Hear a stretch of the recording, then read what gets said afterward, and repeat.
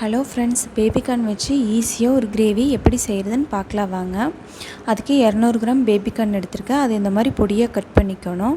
அதையும் ஒரு குக்கரில் போட்டு கொஞ்சம் தண்ணி ஊற்றி ஒரு 1/4 ஸ்பூன் கல்லுப்பு போட்டு ஒரு 3 விசில் விட்டு எடுத்துக்கோங்க. அப்போ சீக்கிரம் வெந்துடும் பேபிகார்னு. இப்போ ஒரு வடைச்சட்டியில் 3 ஸ்பூன் எண்ணெய் ஊற்றிட்டு பட்டை 2 துண்டு, கிராம்பு 4, ஒரு ஏலக்காய், ஒரு 1/4 ஸ்பூன் சீரகம் சேர்த்து நல்லா பொரிஞ்சதுக்கப்புறம் 2 பெரிய வெங்காயம் மீடியம் சைஸ் பொடியாக கட் பண்ணி சேர்த்துருக்கேன். அது பாதி வெந்ததும் 1 ஸ்பூன் இஞ்சி பூண்டு சேர்த்து அதை பச்சை வாசம் போகிற அளவுக்கு நல்லா வணக்கிக்கலாம்.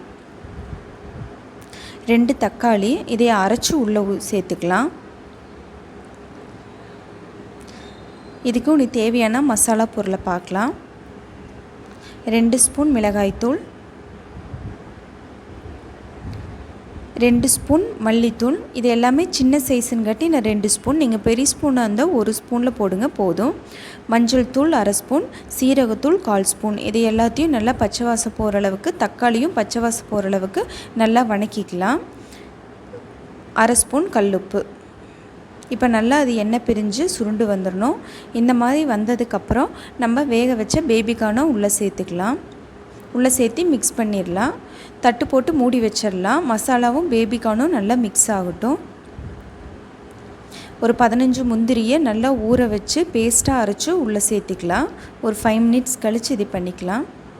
இதை நல்லா மிக்ஸ் பண்ணி விட்டுருங்க. அது நல்லா கொதிச்சதுக்கப்புறம் 1 ஸ்பூன் கரம் மசாலா இதை போட்டு நல்லா மிக்ஸ் பண்ணிக்கலாம்.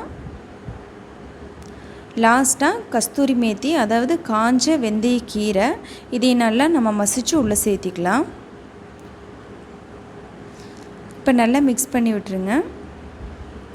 ஒரு தட்டு போட்டு 5 மினிட்ஸ் லோ ஃப்ளேம்லேயே விட்டுருங்க. அதுக்கப்புறம் சூப்பராக கிரேவி ரெடி. இது சப்பாத்தி, தோசை, இட்லி, சாப்பாடு எல்லாத்துக்குமே நல்லாயிருக்கும். நீங்களும் ட்ரை பண்ணி பாருங்கள். தேங்க்யூ.